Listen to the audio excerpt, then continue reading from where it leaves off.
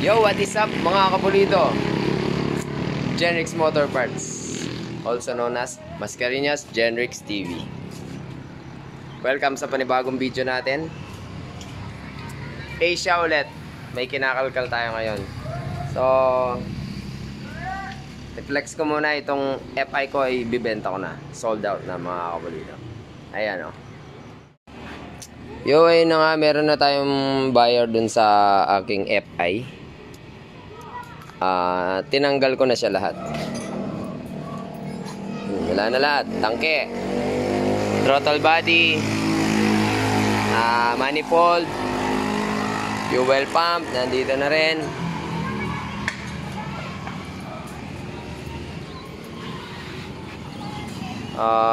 Yung cable pala, throttle cable, ibigay din natin yan. Buong harness, ayun, ignition coil, yan. Flex ko lang. Yung magneto, wala na. Binalik ko na yung sporty talaga. Yan, flex ko lang. Ito yung buong harness. All goods yan mga kapulido. Yan. Madumi lang. Dito sa part ng engine, medyo malangis kasi sometimes itong hose na itong breather ko nahihila dun sa filter, so nagtatalsik na langis. So walang langis yung makina ko. Ayan, kompleto strikados yan. Ito palang placer relay, hindi kasama. May placer relay yung motor nya nang bibili.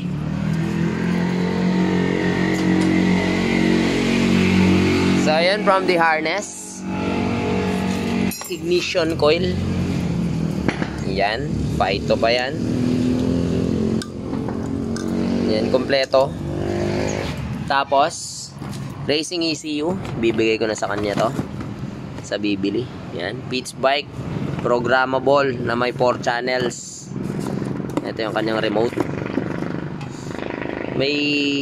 May program na ito, may data na, pero sa settings kasi ni Asia yun eh. Magneto niya naka-lighten na rin, para sa kanya na rin to.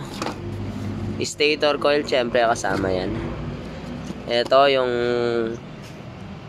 34mm na intake manifold, YSMP brand.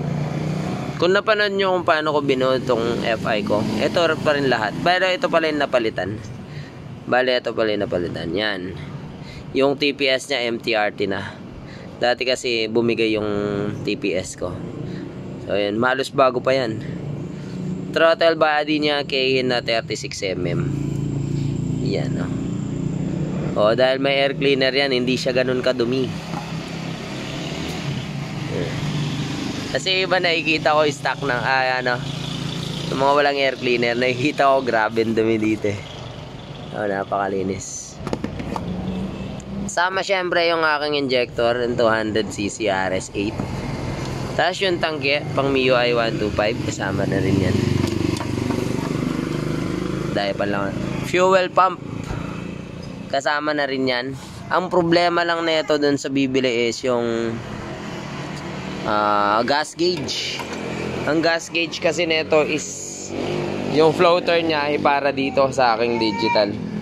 Yan ang magiging problema namin yan, kung paano ko masusolusyonan. Kasi ako na rin daw yung maglalagay.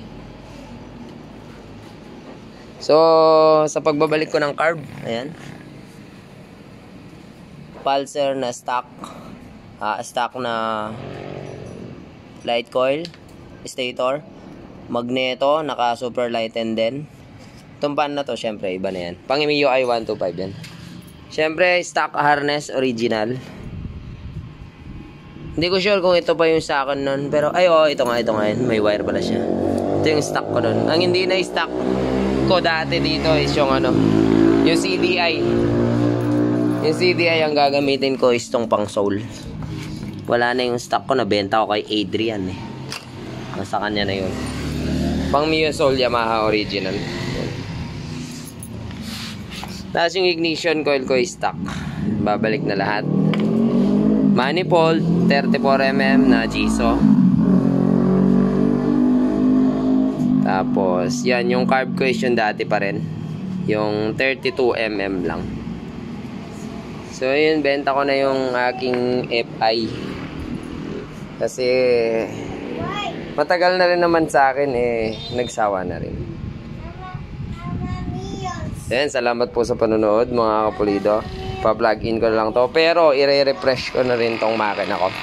Kasi matagal na rin yan Last time kasi, magbabalve clearance. Sana ako masyadong malagitik. Kung napanood nyo yung last video ko, napakaingay ng makina ko. Nag-valve clearance ako. Parang okay naman pala yung valve clearance. Buti nasipatan ko dito sa kanyang head. Nasipatan ko yung bearing, wasak. So ito, bago na yung bearing ngayon. Kasi nagamit ko na ng ilang araw. So magagawa na lang ako pa na bagong video sa pagre-refresh nito. Kung kumusta na ba to? Napakatagal na nito. Napakarami ng pinuntahan. Ala naman siyang tagas. Bali itong nakikita niyo dito binanlawan ko kasi ng gasolina kanina to. Tapos tinignan ko rin yung intake valve niya. Ayan, maitim. Big sabihin niya may konting singaw na siya. So may konting singaw yung intake niya. Kaya kailangan ng asintahin, mga kapulido. So the rest all goods. Wala namang tagas. Diba yan 66mm plus 6 Cheng-E na signal to. So, salamat po sa panonood, mga kapulido. Problema ko lang yung tangke ko, hindi ko mahanap nasaan. Pinaghalongkat ko na dun sa mga tambak ko, hindi ko makita. Salamat sa panonood, mga kapulido, at patuloy na suporta sa Mascareñas Genrix TV. Hanggang sa muli natin pagkikita. Paalam!